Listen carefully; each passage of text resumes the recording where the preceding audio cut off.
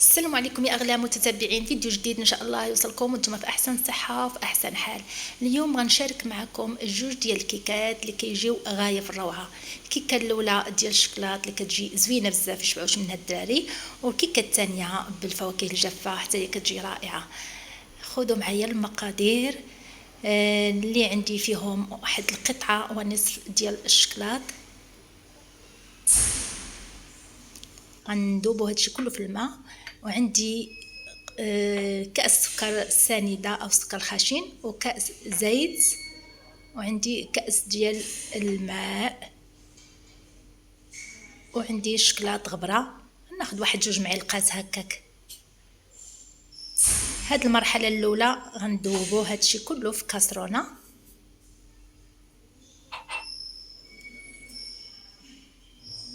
هادو غير المرحلة الأولى، هادو هما المقادير ديالها. عاد عندنا مقادير أخرين، ولكن المقادير كلهم اللي يعني متوفرين اكثريه تيكونوا في البيت، بحال الخميره ديما كتكون في البيت. هاد الشكلاط غبره، السنيده، الزيت، هادشي عادي كيكون.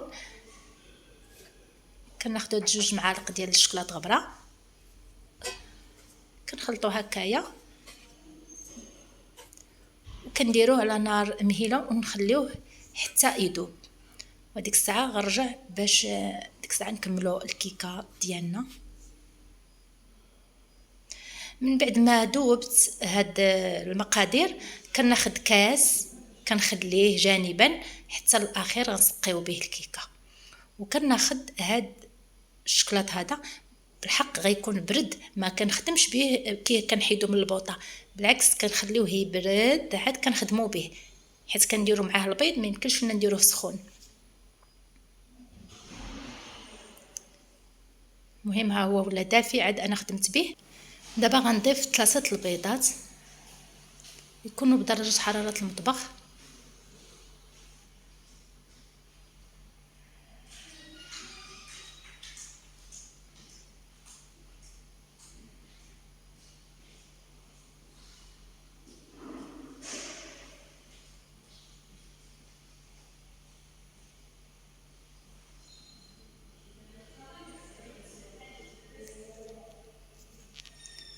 وكنخلطوا الخليط. انا دابا غنخلطوا بهاد الطراب الكهربائي دغيا غيتخلط.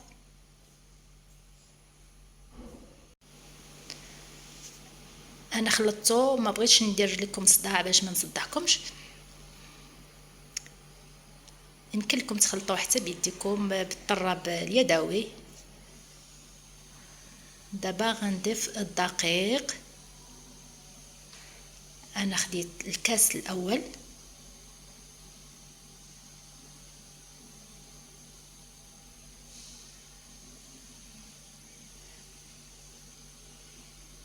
الكاس الثاني، الكاس اللي ديال العنبه هو المعروف عند المغربيات، هو الميزان ديالهم.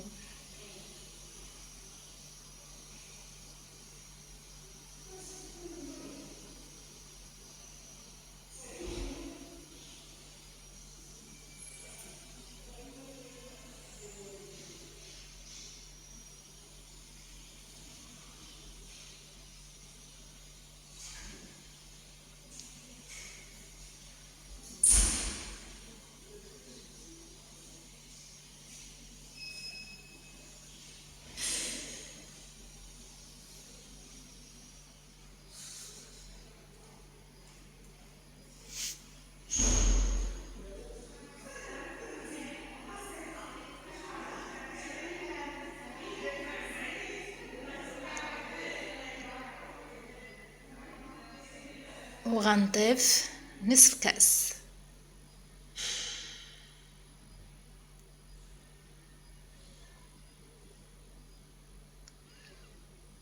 وصافي دابا نخدم الدقيق مع العناصر الاخرى حتى تندمج مزيان، وعاد غنضيفو الخميره.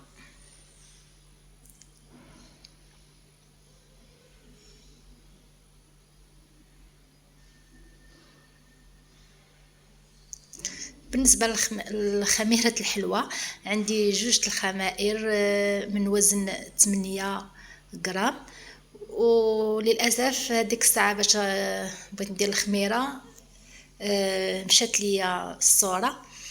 المهم انا درت جوج الخمارات كما وريتكم من وزن 8 غرام يعني 16 غرام.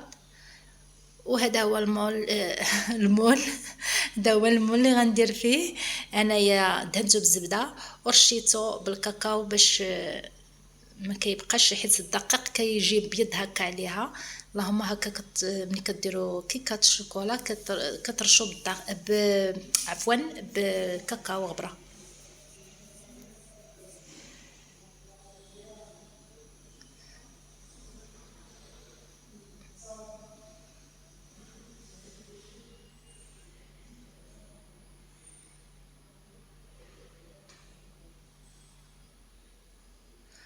وهذه هي الكيكه اللي غندخلو الفران.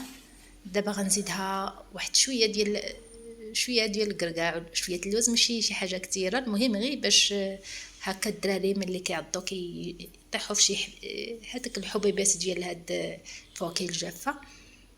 المهم اي حاجه عندكم الشكلاط حبيبات اي حاجه بغيتو ديروها غير كديروها. وانا هادشي كنشاركو غير مع المبتدئات، اما تبارك الله كاع العيالات راه حادقين وهذا انا كنشارك مع البنات اللي باقيين صغار ومبتدئات. ودابا غندوزو للكيكه الثانيه اللي غنحتاجو لها 4 البيضات وكأس ديال السكر الخشن سكر سنيده وكأس زيت وكأس ديال الحليب اللي ما يكونش بارد ما يكونش في الثلاجه وجوج الخمائر كما قلت 100 غرام يعني 16 غرام وفاني وواحد الفواكه الجافه. يعني المقادير بسيطه ما كاينش حاجه هذا. وطبعا الدقيق الابيض.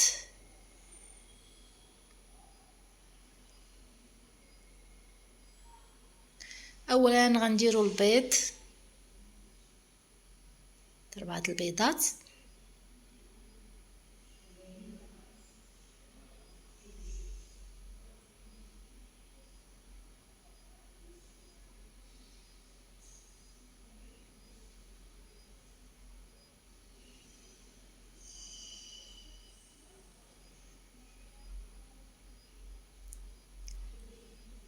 وفاني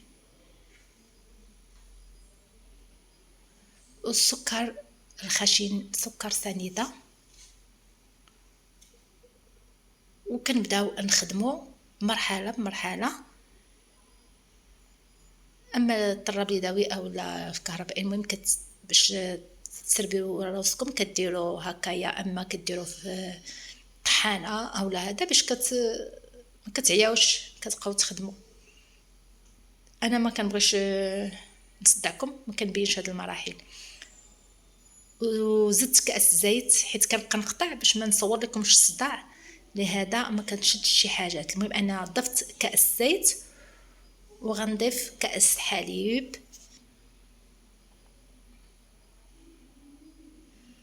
واعتذر لان كنبقى نقطع كنبقى نحبس باش ما نصدعكمش وفي نفس الوقت كطير شي لقطه ما كتبانش. المهم انا ضفت كاس سكر خشن وكاس زيت وكاس حليب. ودابا غنبدا في الدقيق.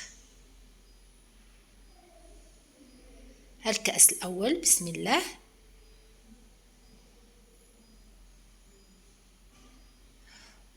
والكاس الثاني. انا ما غربلتش الكاس الاول ولكن الحمد لله عندي الدقيق انا نقي ما فيه حتى شي حاجه ما كنلقى فيه والو. كناخذ دائما جديد دائما كنحرص بان كناخذ الدقيق اللي يكون لاضات جديده وداكشي علاش.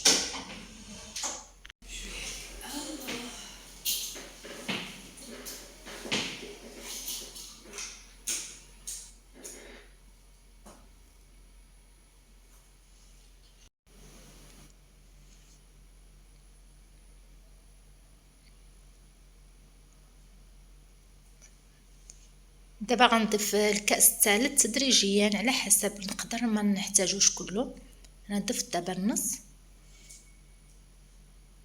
ولكن في غالب الاحيان كندير 3 الكيسان لان الكيكه اللي درتوها عاود خفيفه بزاف. هذيك الساعه هي فاش كتهبط لكم الكيكه. الكيكه شويه تكون ثقيله. يعني الشكل ديالها العجين يكون خفيف ما خفيفش بزاف. المهم انا كملت 3 الكيسان وصافي. غنخدمهم دابا مزيان، نخدم دقيق باش ما يبقاش دوك الحبيبات، خصو يتخدم مزيان صافي. وغنضيف 2 خمارات وزن 8 غرام، يعني 16 غرام.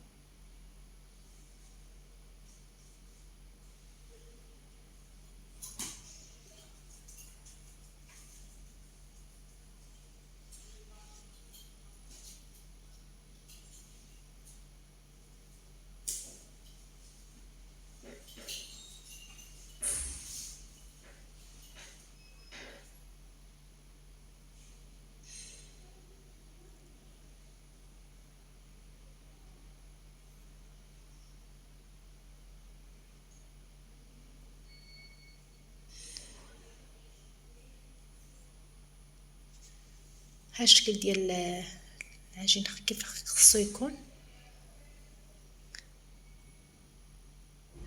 ملي كتهزو بالمعلقه وما كتقطع لكمش هكا العجين، يعني راه مزيان. الا بقى كيتقطع يعني خفيف، خاصكم تزيدوا الدقيق. ودابا انا دهنت الطاوه ديال الكيكه بالزبده وغنرشها هكا. غندير اللوز ايفيلي هكا لتحت، باش الا بغيتو تقلبوها لتحت كيجي داك اللوز ايفيلي من الفوق. وصافي هكا هي. المهم انا كنفضل ما نديرش الدقيق. الطاوه ملي كندهنها بالزبده كنحاول نرش فيها اي حاجه، يا اللوز مهرمش يا اللوز ايفيلي. المهم باش ملي كتحيدوها من القالب ما كيبقاش داك الطحين هكا لاصق في الكيكه. دابا ملي ساليت دابا غنرش عفوا صافي غنكب الخليط ديالي في القالب. عرفتي انا راه شحال هادي ما حطيت لكم هاش الفيديوهات هكا، ما بقيتش كنحط، راه ولا تتلف ليا الهضره وسمحوا لي. هادشي القناه ديالي هملتها بزاف بزاف، هملتها يعني لدرجه على شهور وشهور هادو وليت كنحط هكا شي فيديو. ما عندي الخدمه شويه، ما عنديش الوقت، داكشي علاش.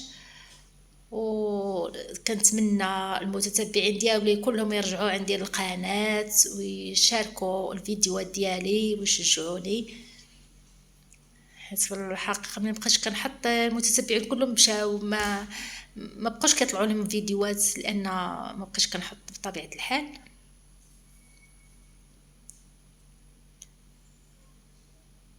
المهم انايا درت كبيت شويه من الخليط ودرت هكا فواكه. هاد الفواكه المهرمشه اللي مهرمشه شتي قلت لكم هضره ولات كتمشي ليا. فيهم اللوز، فيهم القرقاع، شويه تمر، شويه ديال الزبيب، هذا. المهم اي حاجه عندكم في الدار كديروها. المهم انا هادشي اللي عندي دابا متوفر، راه قطعتهم صغار بزاف ودرتهم في التحت وعاودت درت من الفوق. المهم باش يعطيو واحد الجماليه للكيكه وفي نفس الوقت واحد المذاق زوين. كيجيو هاد الفواكه كيجيو زوينين في المذاق الكيكه. وهاد الكيكه ديالنا وجدت. دابا غندخلوها الفران غنشعلو غير لتحت. وهادو هما الكيكات. من بعد ما الكيكه كما قلت لكم دخلتها الفران، شعلت عليها لتحت حتى طلعات ولات مزيانه، حسيت بها طابت. وعاد انا نشعل عليها الوجه باش تحمر. هذه هي الكيكه ديال الشوكولا، هي كيف كتجي شهيه. انا راه ما صورتش معكم باش كنت كنسقيها، كما قلت لكم راه شحال هذه ما حطيت وما بقيتش منتبهه بزاف كيفاش خصني نبقى نصور ونقطع ونعاود نرجع نصور. المهم انايا هاد اللقطه ما صورتهاش ديال باش سقيت الكيكه. المهم كي وريتكم هذاك الكاس اللي خليت راه هو باش سقيت هاد الكيكه. وهذه هي الكيكه اللي درت بالفواكه الجافه، حتى هي كتجي زوينه. هانتوما المنظر زوين والمذاق اكثر من رائع. كنتمنى يعجبكم الفيديو، ولا عجبكم شاركوه مع الاهل والاصدقاء، وما تنسونيش دائما من